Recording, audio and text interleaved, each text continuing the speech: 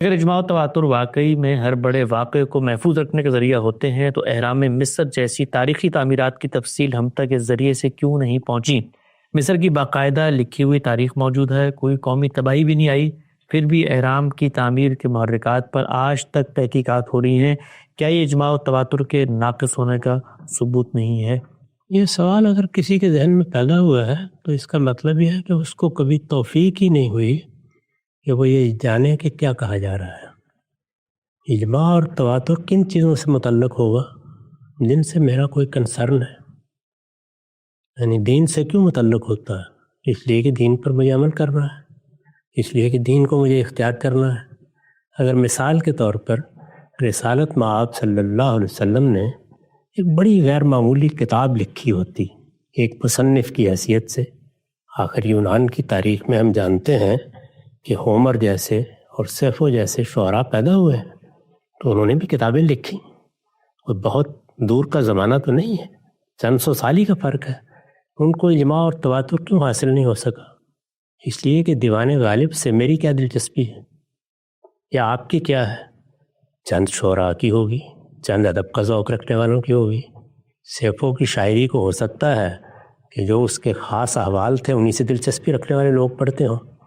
تو پہلی چیز تو یہ ہے کہ کیا اہرام مصر کو آگے منتقل کرنے کے داعیات موجود تھے وہاں پر؟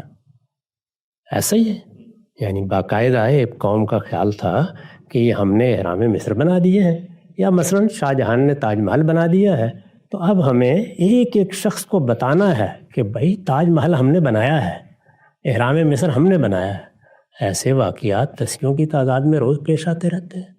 ان کے بارے میں وہ داعیہ کہاں سے پیدا ہوگا کہ یہ لازماً آگے منتقل ہونے چاہیے؟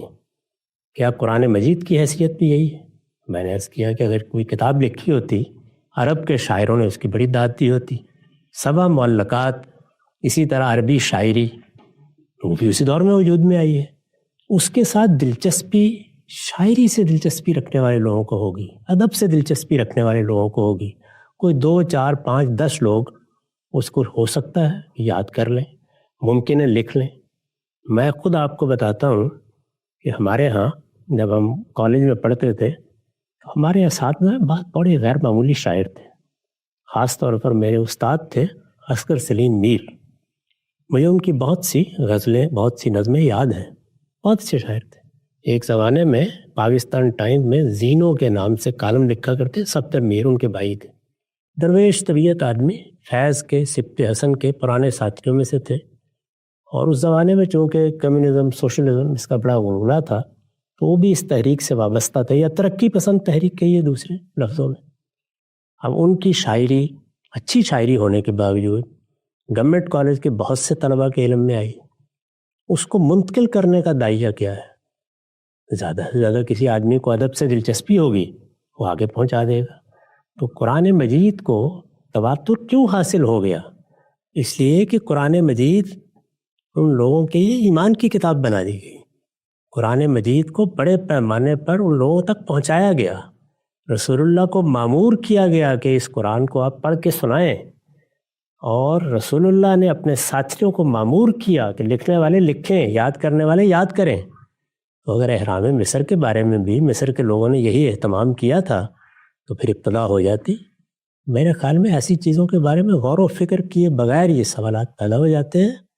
میں اس میں جس طرح کہ آپ نے فرما لیا کوئی متفرق نہیں، مسلمانوں کا پورا علم بغیر کسی استثناء کے پورا علم اس کو قطعی ذریعہ علم کی حیثیت سے پیش کرتا ہے۔ وہ شافعی ہوں، وہ ابو حنیفہ ہوں، وہ ابن حزم ہوں، وہ غزالی ہوں، وہ شاطبی ہوں، وہ شاہ ولی اللہ ہوں، ہر شخص پیش کر رہا ہے، اور ہر شخص قرآن مجید کے بارے میں بھی یہ بتا رہا ہے کہ وہ اس قطعی ذریعے سے منتقل ہوا ہے، اور پوری مسلمان امت سنت کے بارے میں بھی یہی بتا رہی ہے کہ وہ اس طریقے سے منتقل ہوئی ہے۔ اس کا ایک بہت تھوڑا سا حصہ ہے جس کو وہ کہتے ہیں کہ وہ اخبار احاد سے منتقل ہوا ہے۔ میں نے صرف یہ اختلاف کیا ہے کہ وہ حصہ لفظ سنت سے موسوم بھی نہیں ہونا چاہیے، وہ اسوہ حسنہ ہے یا تفہیم و تبیین ہے۔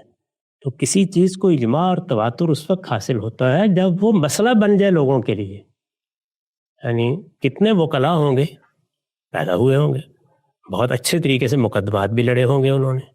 ممکن ہے کہ ان کے بارے میں کچھ چیزیں آپ کو کتابوں میں لکھی ہوئی مل جائیں. محمد علی جناح کے ساتھ کیا معاملہ ہے؟ وہ ایک ایسا مقدمہ لے کے اٹھ کھڑے ہوئے جو مسلمان امت کا مقدمہ بن گیا، بلکہ بر صغیر کے ایک ایک مسلمان کو اس سے دلچسپی پیدا ہوئی.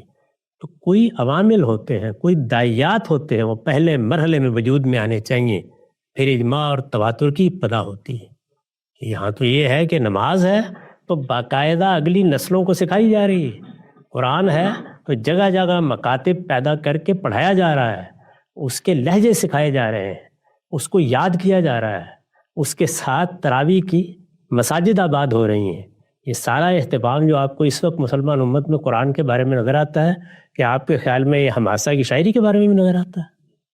یہ کیا بات ہے؟ اس طرح کی باتیں نا، ان کے بارے میں زیادہ التفات نہیں کرنا چاہیے.